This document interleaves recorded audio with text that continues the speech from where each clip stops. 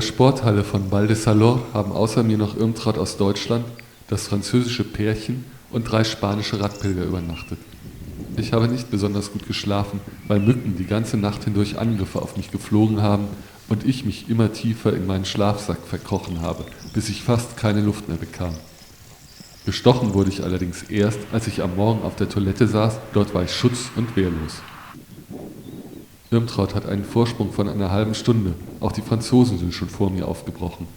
Ich genieße die Lichtstimmung an diesem Morgen während meines Spaziergangs nach Cáceres und filme andauernd. Eine gewisse Person hat mir nach den letzten Videotagebüchern unter Androhung schwerer Sanktionen untersagt, sie nochmals zu erwähnen. Sie sei kein Teil meiner Jakobswege und würde mich auch niemals auf einem Camino begleiten. Also halte ich mich besser daran, denn inzwischen ist sie auch kein Teil meines Lebens mehr. Ich denke nicht einmal mehr besonders oft an sie. Nach meiner Rückkehr nach Deutschland im letzten Jahr haben wir uns zerstritten und entzweit.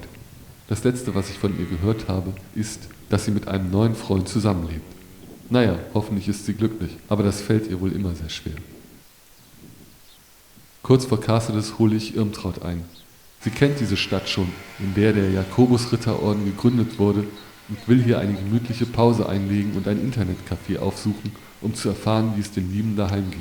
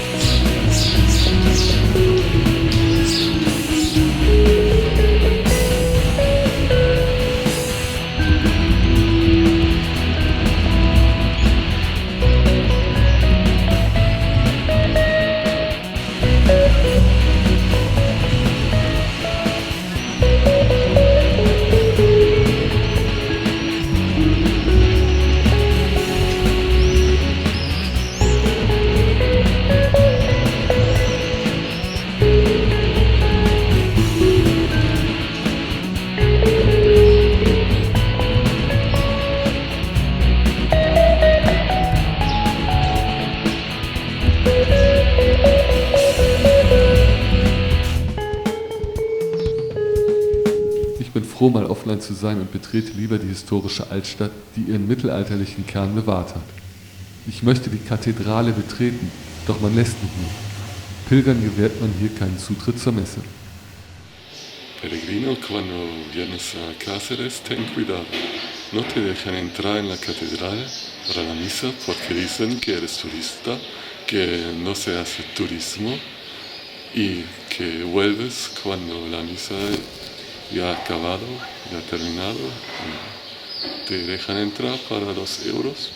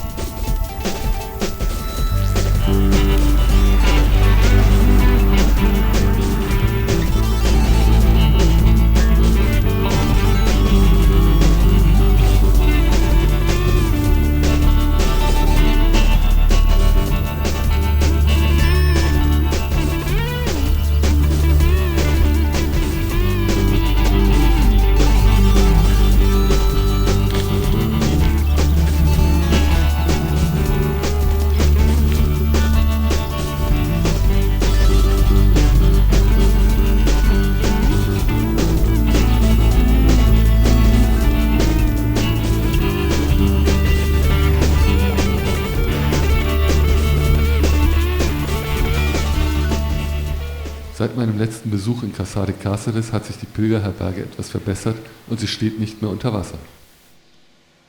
Allerdings haben einige Radpilger, die noch vor mir angekommen sind, weil sie nicht im Regen weiterfahren wollten, die Waschmaschine eingeschaltet und so fliegen die Sicherungen immer wieder heraus und man steht in den Duschkabinen im Dunkeln. Es ist Gründonnerstag Morgen werde ich wohl keine Karfreitagsprozession sehen können und deshalb mache ich mich am Abend auf den Weg zur Kirche, wo eine Prozession angekündigt ist.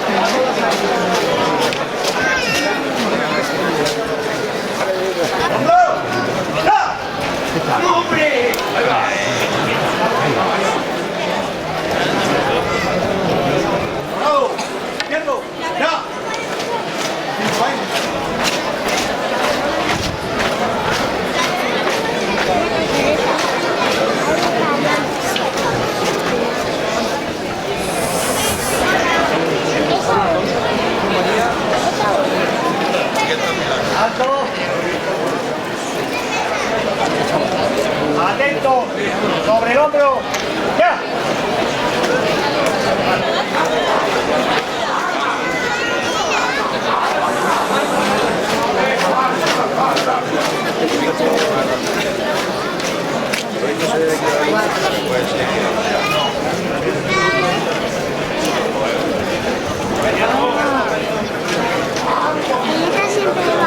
Atento, arriba, ya.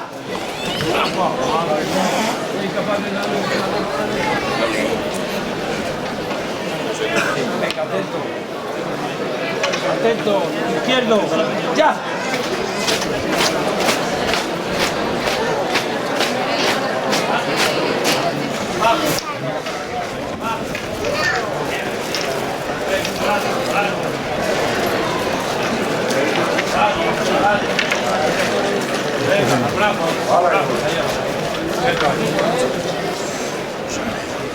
Atento, sobre el hombro, ya.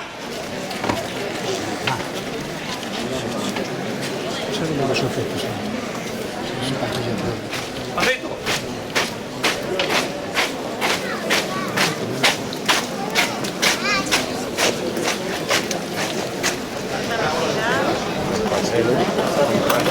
La piedad falta.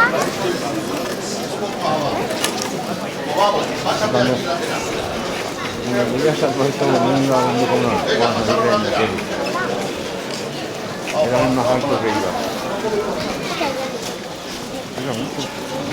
Aquí estamos bien. Venga, atento. Izquierdo. Ya. Vámonos.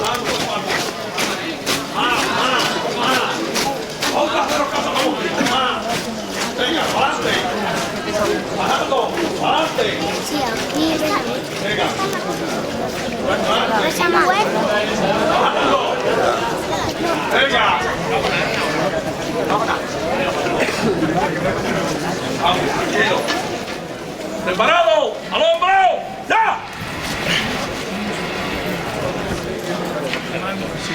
No, aquí ya le va solo. Que es más alto.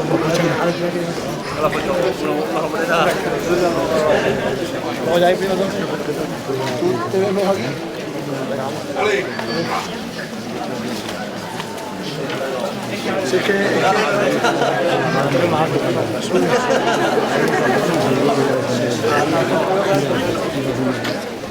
¿Va bien? Ahora, venga, preparado. Izquierdo, ya. Pasito.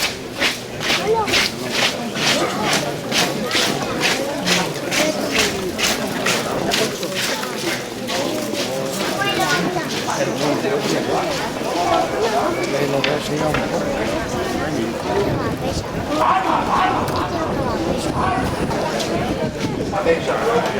Guarda ora, Andrea, passami ora, Lei la vai?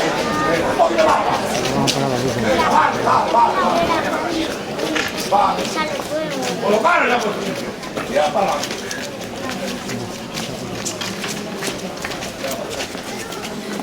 Quieto ahí. Sobre el hombro. Ya. Vale. Izquierdo. Ya. Paso cortito.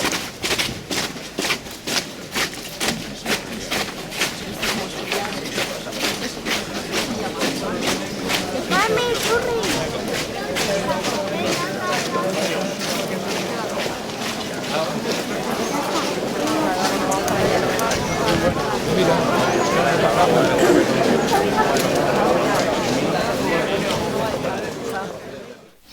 Am Abend, kurz bevor ich zur Kirche ging, um die Prozession zu sehen, kamen noch 2 Wanderer in die Pilgerherberge. Sie rochen stark nach Alkohol und hatten wenig Gepäck dabei. Und anders als normale Pilger gingen sie weder duschen noch machten sie Anstalten, ihre Kleidung zu waschen. Dementsprechend rochen sie streng. Eine französische Pilgerin zog es deshalb vor, statt im Schlafsaal neben einer dieser Gestalten im Vorraum auf dem Sofa zu nächtigen. Es waren 2 Obdachlose, die sich unter die Pilger gemischt hatten. Was bin ich froh, an diesem Morgen wieder frische Luft zu atmen. Der erste Teil der heutigen Wanderung führt über einen Höhenwanderweg. Vor mir kann ich immer mal wieder Irmtraut und Jean-Marie, einen Pilger aus dem Elsass, sehen.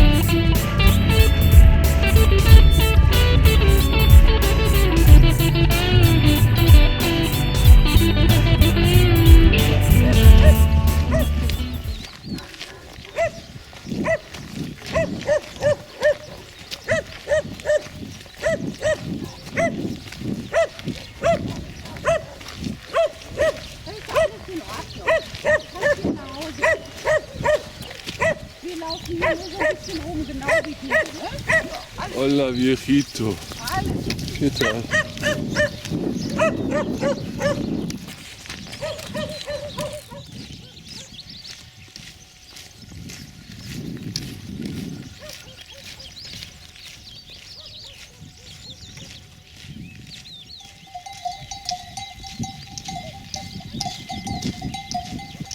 Eine schwarze Schaf in der Herde.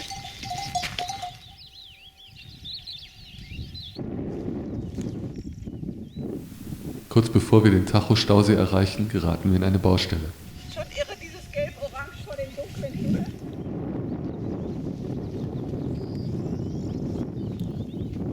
Während es erst noch gelbe Pfeile oder andere Hinweise gibt, finden wir danach gar nichts mehr.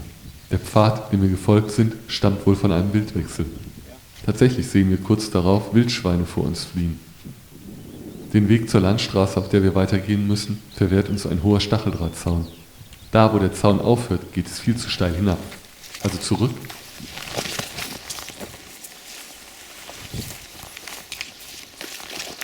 Jon, ein baskischer Radpilger, weist uns einen Weg durch den Zaun. Plötzlich taucht Joaquin auf, der uns von weitem sah, uns gefolgt war und sich ebenfalls verirrt hatte. An der touristischen Herberge des Tajo-Stausees erwartet uns die nächste Überraschung. Weil die Wasserzisterne leer ist, bleibt sie geschlossen. Eigentlich wollte ich hier übernachten, so werde ich weitermarschieren. Für Jean-Marie, der Probleme mit seinem Fuß hat, und Irmtraut, die wegen ihres Alters keine Gewaltmärsche von über 30 Kilometern mehr unternehmen möchte, ist es eine Katastrophe, denn auch das Hostel, das von einem netten Holländer geführt wurde und in dem ich das letzte Mal übernachtet habe, ist inzwischen geschlossen. Ich habe mich von Irmtraut und Jean-Marie verabschiedet. Vielleicht kann ich noch Joaquin einholen, der von Beginn an eine weitere Strecke für diesen Tag eingeplant hatte und nun nach Grimaldo will.